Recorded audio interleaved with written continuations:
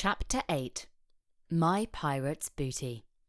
Sterling's first thought upon waking was of the small, gold, naked woman. Feeling quite pleased with himself, he picked up Tolla, put her back in his pocket where she rightfully belonged, and set out to check on the crew. The Black Fortune was nearly 8 hours into its journey.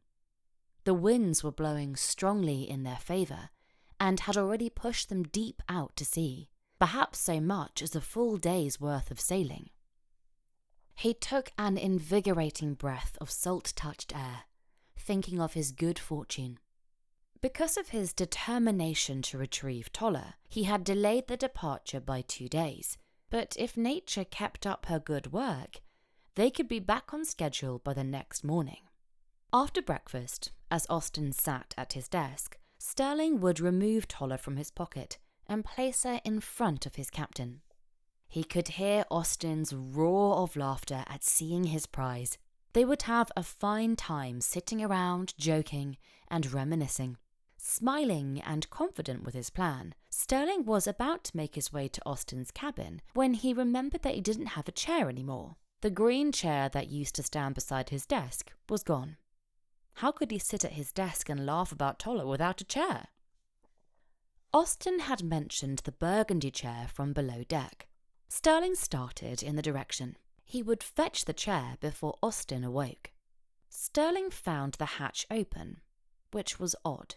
The cargo was usually checked and the hatch locked before setting sail. The explanation came to him like a slap in the face. The reason the hatch was open was because he had never gone down to check it. He'd had so much on his mind last night, checking the inventory had slipped him by. No matter, he mumbled, descending the ladder. I can check it over now. In all his years of sailing on the Black Fortune, never had he encountered a problem like the one he looked upon now. There was silver and bolts of cloth everywhere. All the crates had been opened and rummaged through, and there were 2 women asleep in the very chairs he came to retrieve.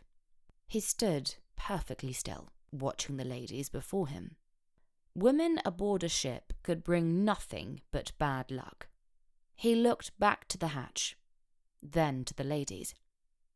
How had they gotten in here? Had someone brought them aboard? He spied the tiara sliding down one side of Julienne's head. Were those diamonds?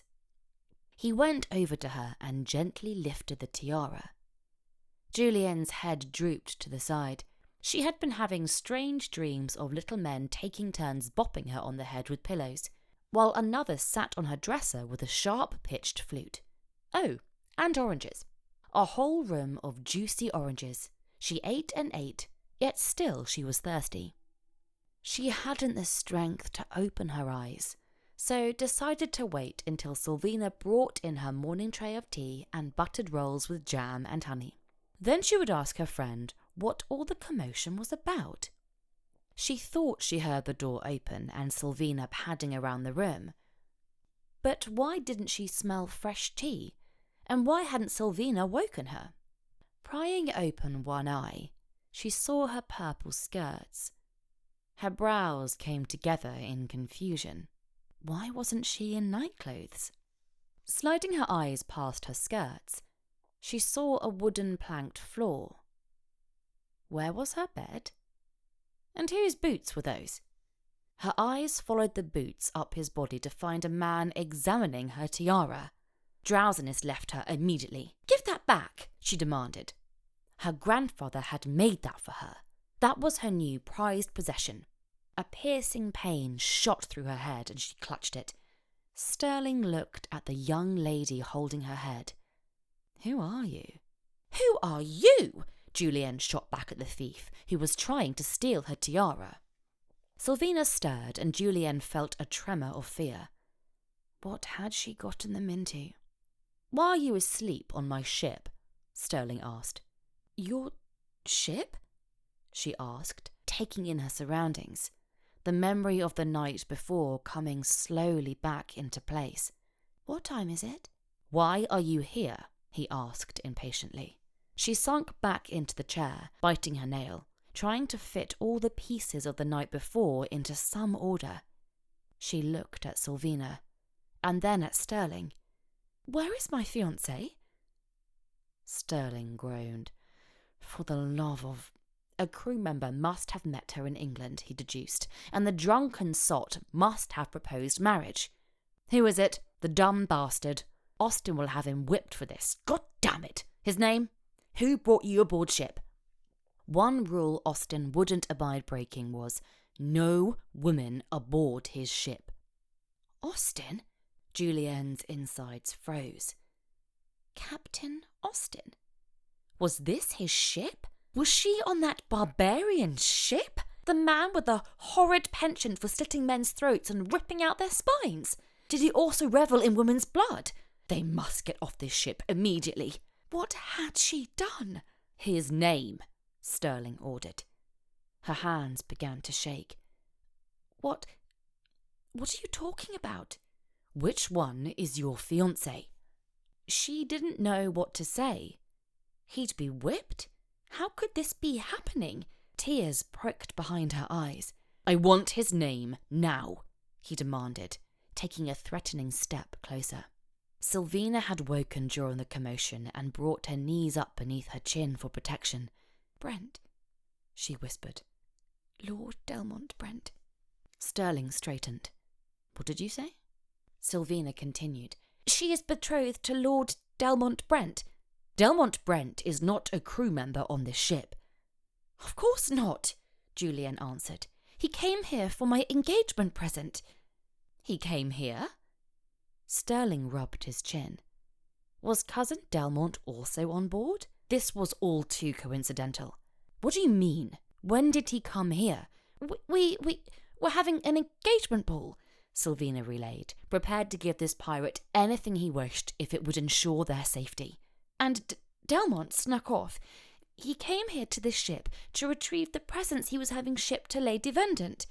"God's teeth!" Sterling exclaimed, slumping onto a crate. They'd seen him last night and thought he was his cousin Delmont. "And?" he said to the floor. "How did you get on board?" "We followed him," Julienne concluded, her voice cracking from the fear in her throat. "Now, if you could be so kind as to find him for us, we'll be off." "Blast!" He stood again and tossed her the tiara. "I'm going on deck. I want you to lock this hatch when I leave."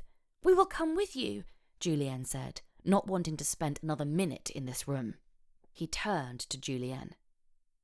"This is a ship full of pirates. If you do not lock that hatch behind you, I cannot guarantee your safety. Do you understand what I'm saying?" They nodded. "Lock the hatch." "Where is Delmont?" Julienne asked, and he stopped at the ladder. "Delmont is not on board." "Where is he? Let us off then." He shook his head slowly. "We are at sea." He climbed the ladder, and they heard his stern words float back to them.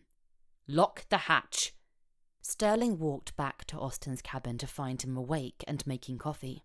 He stood behind him a moment, deciding how to explain this disaster. "You're up early." "Coffee?" asked Austen over his shoulder, even as he poured a second cup. "Been walking the decks?" he asked, setting both cups on the table. "No, I was just up on deck, walking." Sterling looked down into his cup and scowled. How could he tell Austen what had happened? But he must tell him. Austen pulled out a chair from behind the spirits table and took a seat. Sterling avoided looking into Austen's eyes. There was a knock on the door, and Lucas brought in a shiny silver tray, smiling at Austen as he put the tray on the table. "I helped Poulet with breakfast this morning, and I made you both an extra sweet roll." Sterling decided he would tell Austen about the two stowaways after Luke left. Austen looked from Sterling to the boy. "Thanks, Luke. Have you eaten?" "Yes, Captain." "Is there any room left in that stomach for a sweet roll?" "Sure." He sat in one of the chairs and helped himself to a roll. "You know, it's hard to make these things. I would never have thought that. I would never have thought that they would be, because they look simple. But they're not." Austen took a bite and nodded. Delicious. The boy giggled and settled back into the chair. Know what, Sterling? What, Luke? Do you know French? Sure do. Do you know Italian? Not really. Austin said that he'd teach me Italian after I learn more French, so you can learn too.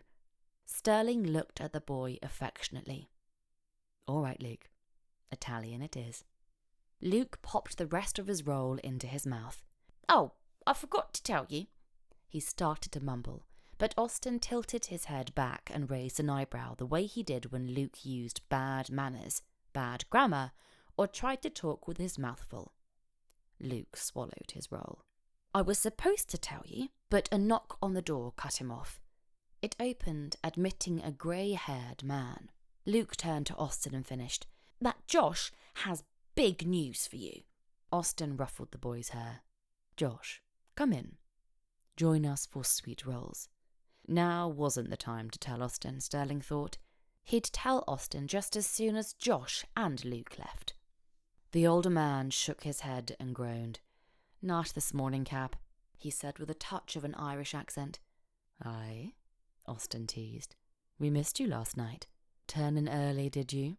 Josh took a chair. I had me no choice. Bad rum or something. Coffee? Luke offered. Thanks, lad. The boy hopped up and went to the stove. Josh's bright blue eyes stared out from his tanned, weathered face with a secret. An air of mystery spread over the room. Luke brought back the coffee and took his seat. Josh turned his attention to the boy. Luke, we're going to have another confidential meeting. Luke's eyes widened, and he looked up at Austin. Do you know what that means? Austin asked. That I can't tell anyone. No one will know but us. Correct. You mustn't tell any of the men. Luke nodded enthusiastically. Austin winked at him. So, what is it, Josh? I meant to tell you last night, but the liquor got to me first. He leaned over the table, his eyes sparkling. I have on my person the map. The room was silent, and Austin asked hesitantly, What map? Josh's smile widened. The map, me boy. The mystic. He leaned back in his chair. Slowly, a smile crossed Austin's face, and he began to laugh. Another map, Josh? Josh grinned from ear to ear and produced the map in question. This one is real. Got it yesterday. It's ours, Captain. The treasure be ours. Austin stared across at Sterling. What's the mystic? Luke asked quietly. Josh, still grinning, leaned over the table. 'Tis a ship, me young one. A ship we've been searching for since before ye were born. It was the biggest, richest pirate ship that ever sailed the seas.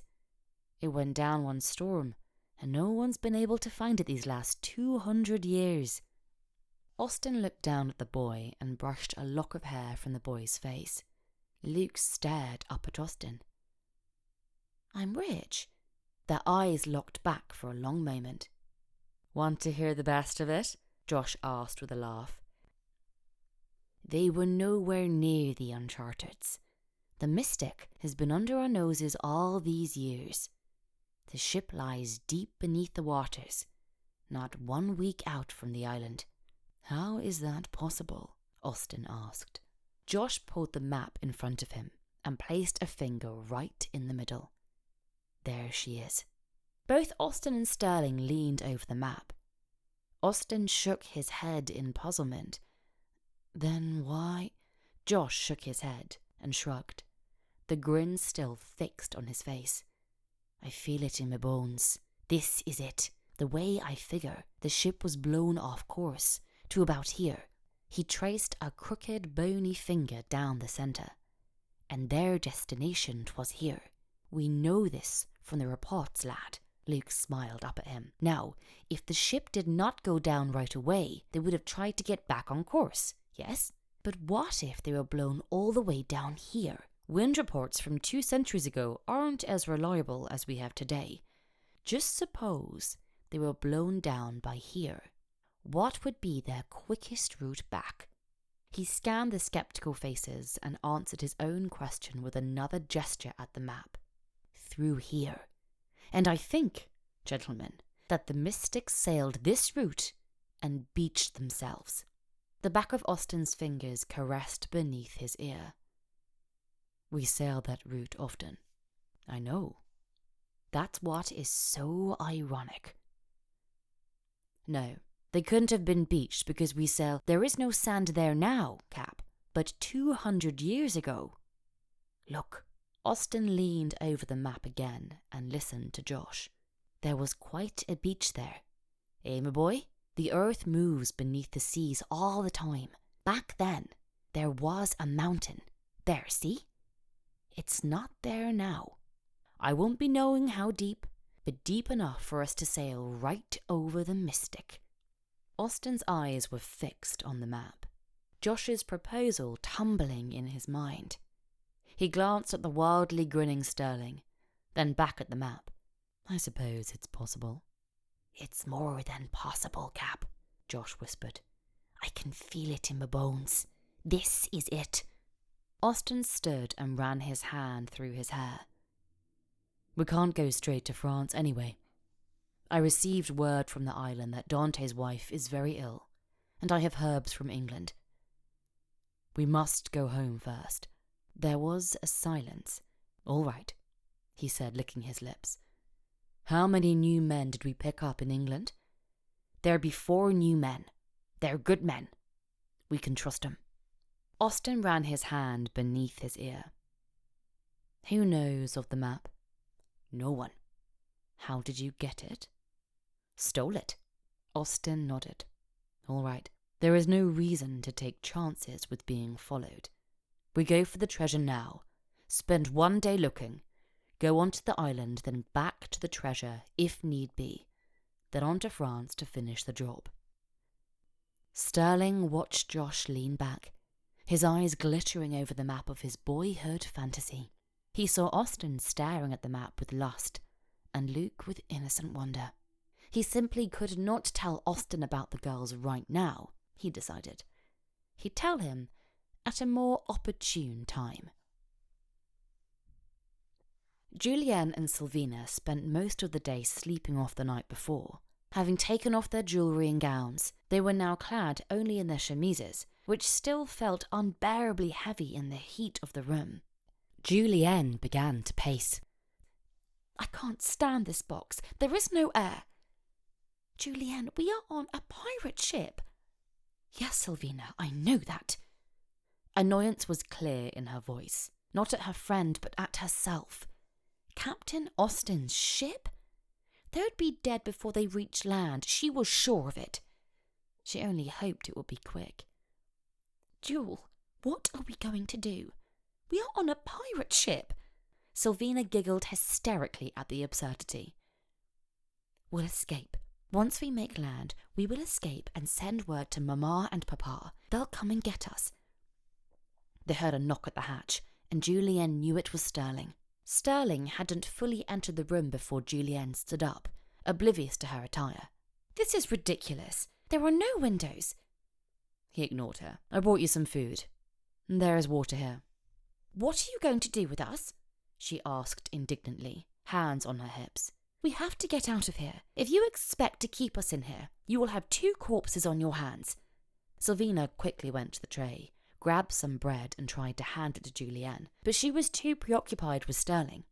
"What do you plan on doing with us? It is hot in here and dark. We can't breathe. Or see."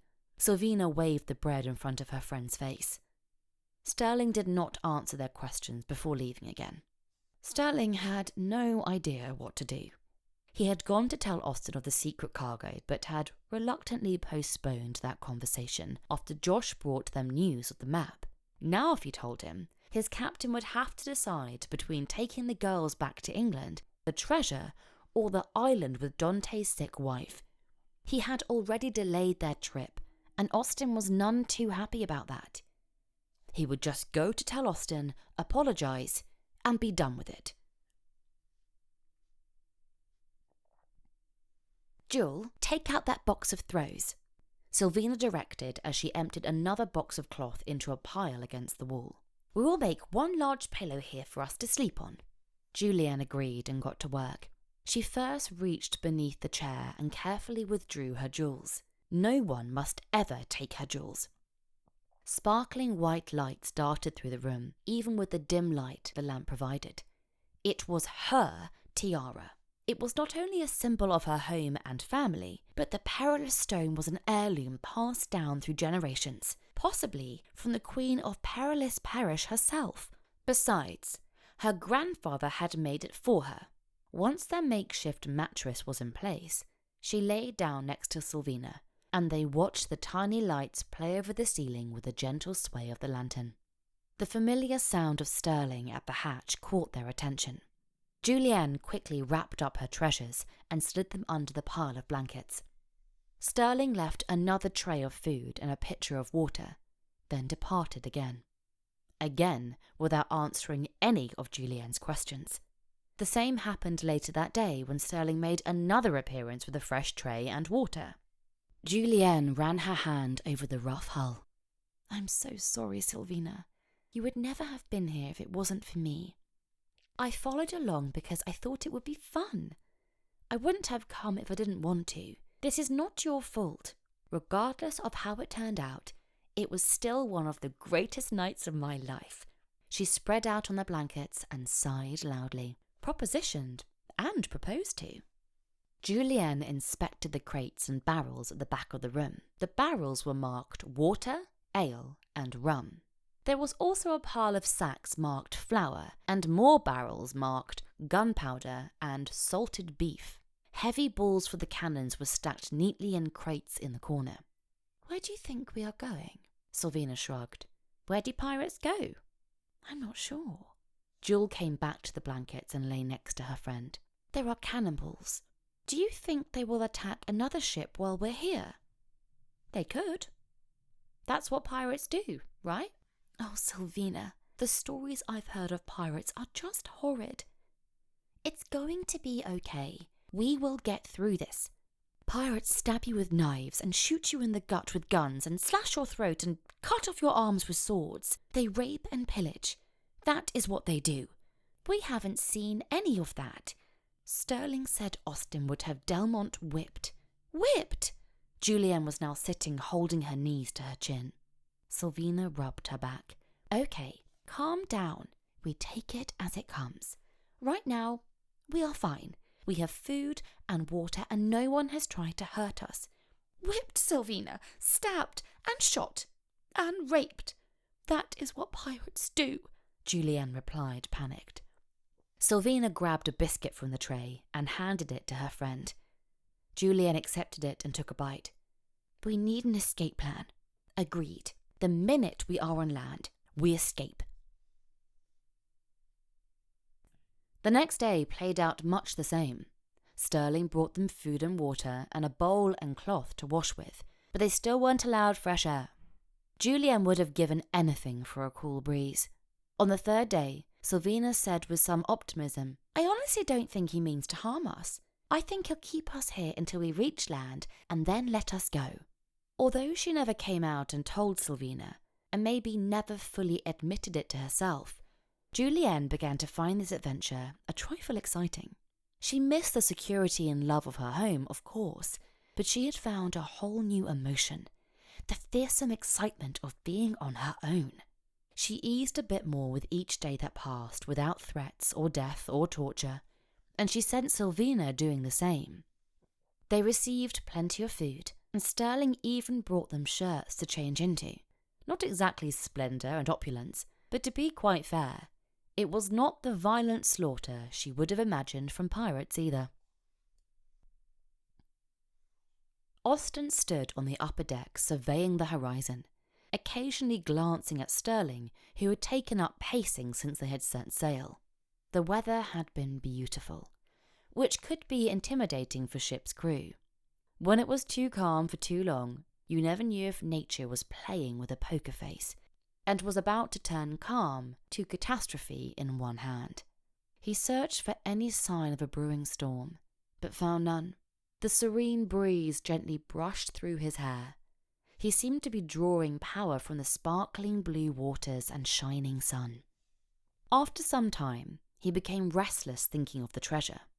Josh first told him of the great ship when he was a boy, and now it may very well be theirs. If it even existed, he told himself to keep the excitement under control.